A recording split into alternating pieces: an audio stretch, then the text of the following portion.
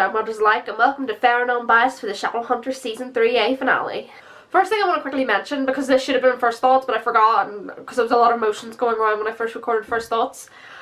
Luke and Maris, I am totally down for them being together. Even though it wasn't even something that was even nearly touched upon in the books. Like, I don't think Luke and Maris even spoke to each other at all in the books. I'm really down for it because I love Luke and Maris's chemistry. I love how Isaiah and Nicola interact with each other. I think they have really good chemistry, and I'd just be totally down for it. I'm actually more excited about it than I was about Luke and Jocelyn.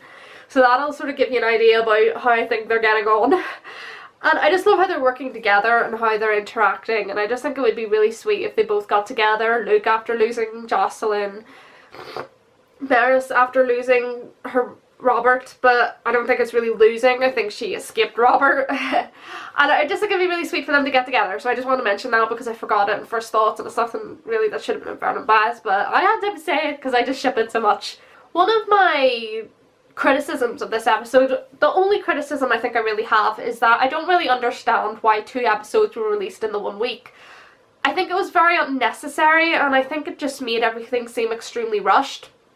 If they were going to do a 2-hour finale, I think they should have just made either 9 episodes in the series and episode 9 be the 2-hour finale, or have 10 episodes and have an extra episode that's episode 9 and then have the 2-hour finale being episode 10.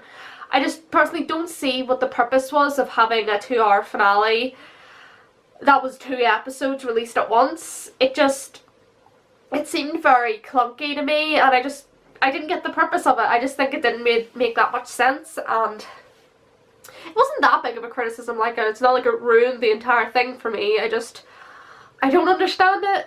Maybe it's something to do with timing and scheduling, but I just thought it was kind of meaningless, and it didn't really have a purpose, and it didn't really make much sense. If there's an explanation, then I'd be more than happy to hear it if anyone knows why they did it this way, but I think it took the excitement away a little bit, having the 2 episodes go consecutively, because the cliffhanger of episode 9 would have been such anticipation to have to wait a week. So I feel like they missed out on a good opportunity there, and I just don't get why they did it. Right, let's get down to the serious topics. The first thing I want to talk about is Magnus and his father. We know a lot about Magnus's past with his mother and his stepfather from when he opened up to Alec in season 2. I'm not sure which episode, but it was definitely in season 2. We know that Magnus killed his stepfather, by accident because he couldn't control his magic. Or could he control his magic? I think the whole thing was that he could control his magic, actually, now that I think about it. And he was upset because his mother had killed herself, and his stepfather was not accepting of him. And it resulted in Magnus killing his stepfather. So we know that Magnus had a very rough childhood. We know that he had a very rough upbringing, but what we didn't know up until this point was what he did after he killed his stepfather, because he was still a child and he didn't have a mother or a father. He didn't have anyone to look after him. So we found out that Magnus wandered the streets, and then Asmodeus took him in, his real father, his father who raped his mother and impregnated her with Magnus. Asmodeus took him in and basically raised him for a while.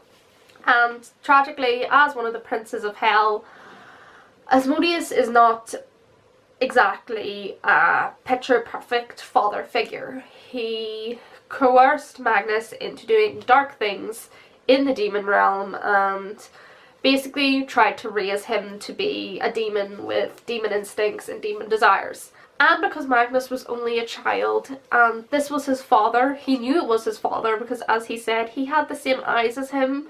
He knew this was someone who was just like him, something he hadn't encountered before.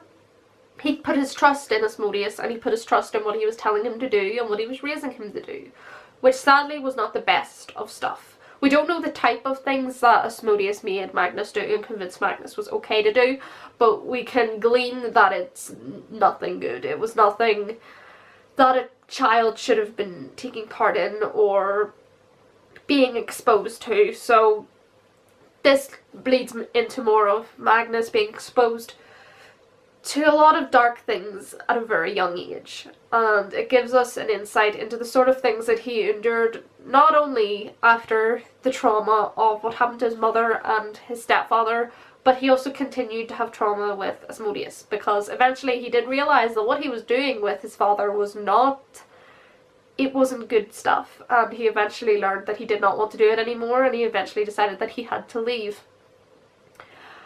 So we definitely got an insight into this in this episode, into how Magnus has been treated in his younger years. He has experienced a lot of abuse, a lot of manipulation, and a lot of trauma, which just makes it even better to see the caring, wise, loving warlock that he is now. It shows that just because you experience all this trauma and harm, it doesn't mean that you have to come out worse for it.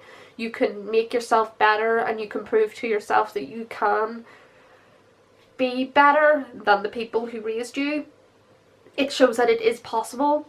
But even so, after this, when Magnus had to find out a way to free Jace, he wanted to try to do everything he could before he had to resort to talking to his father. But as we know, as I said in the last episode, Lorenzo was a dick, and he had to go and talk to his father. And basically, Asmodeus thought that Magnus was coming back to him. He was ready to embrace him, to take him in under his wing again, and to basically turn him back into what he was trying to make him into when he was a child. But obviously Magnus said no. He was just asking for a favour. And obviously his dad didn't take that very well, but he decided that he would do it under one condition. And that condition was if Magnus stayed with him. And obviously Magnus was like no. And he was willing to leave because he was that decided on the fact that he was not going to do that for anything. Which is understandable, because you don't want to return to such an abusive and toxic environment just because you need help with something. But what he did do was take his father's second offer, which we learn later is that Asmodeus wanted to take Magnus's powers. So Magnus doesn't have powers anymore, which I feel like will be a very interesting thing going forward into Season 3B in August. I think it'll definitely be interesting to see how that's going to work and what that's going to lead to and how Magnus is going to deal with that. But it shows how willing he was to sacrifice something for Jace. And Jace isn't really anything to Magnus. The only thing that Magnus cared about really was Alec. Because if Jace was killed, or if Jace was stuck in the Isle forever or murdered by Lilith, then a part of Alec would die as well. And that's what Magnus cared about. That's what Magnus's entire quest was about. He did not want the man he loved to go through that.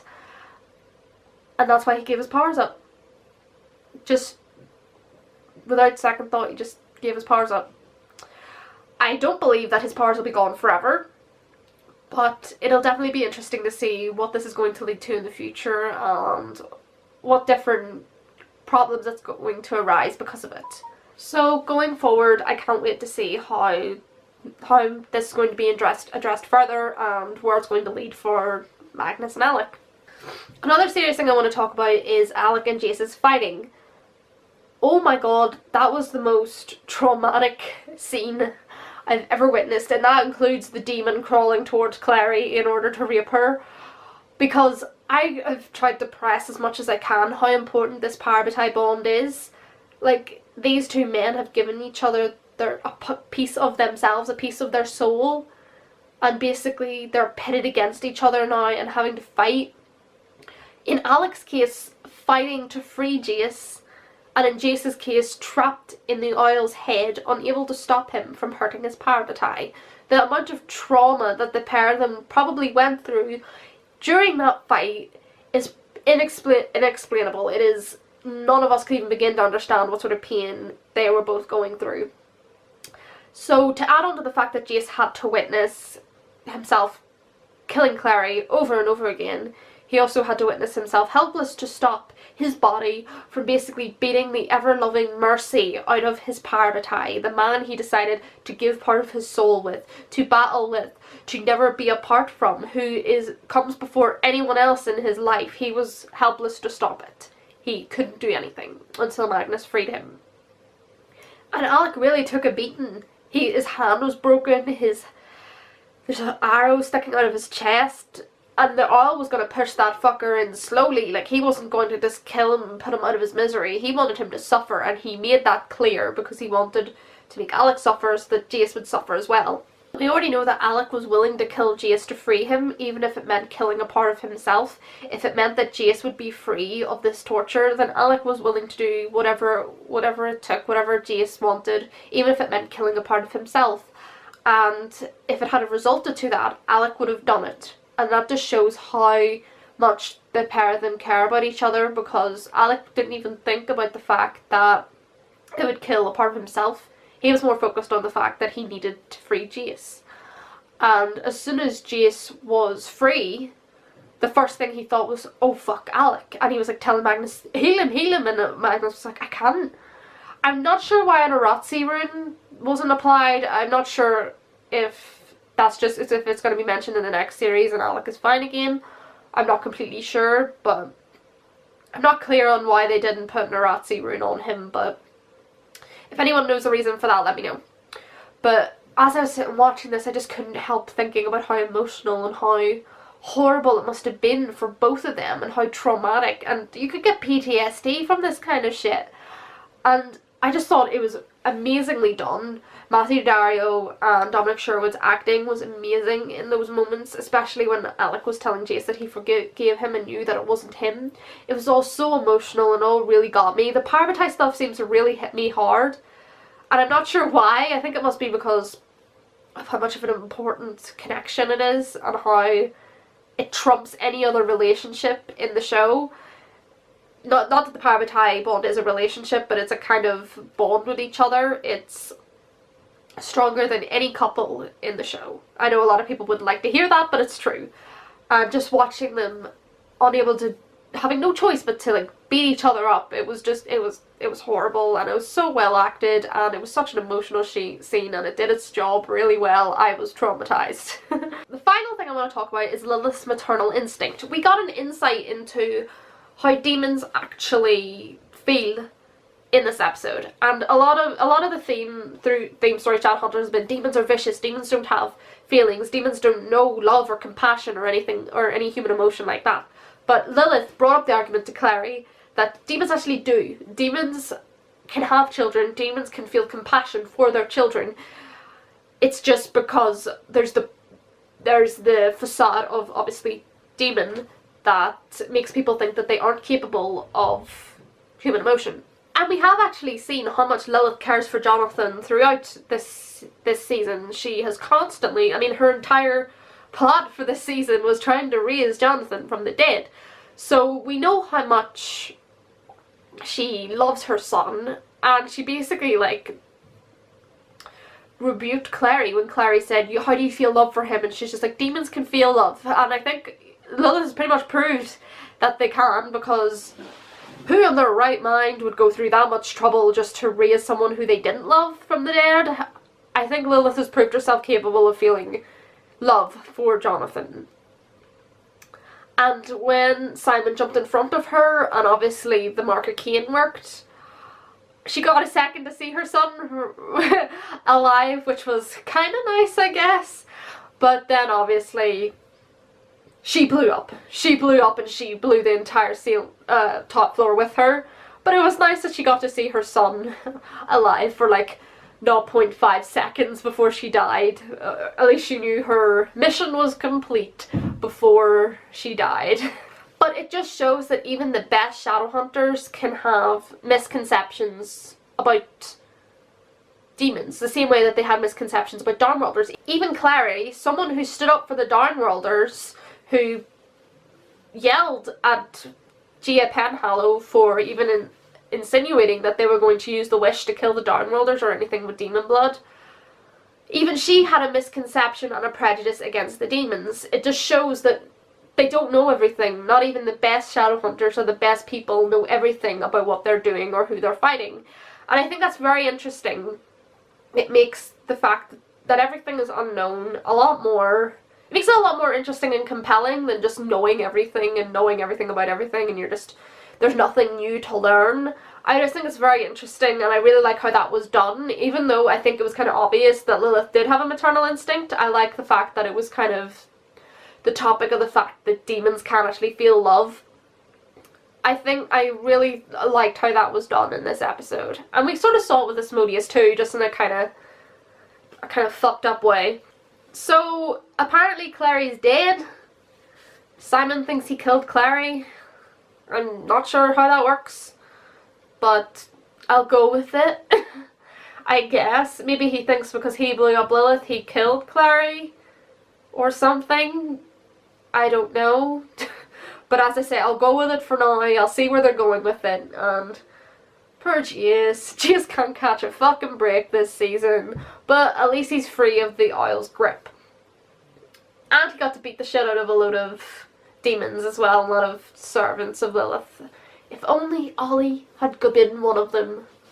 Fucking Ollie. So that's it for Fair and Unbiased for Season 3A's finale. Shadowhunters, Angels and Darkmothers alike. Hopefully I'll be restarting my podcast with Neve on the books to finish off the final 2 books that need reviewed. I'm not sure when that'll be, but it's definitely coming. So you have that to look forward to. And obviously I'm going to have to go back to original ideas now that the series is over. So I'm going to have to be creative again. Oh, the joys. So I'll see you then, Shadowhunters, Angels and Darkmothers alike. And remember, the show's not over. It'll be back in August. So patience. If we can manage that. I'll see you then, guys.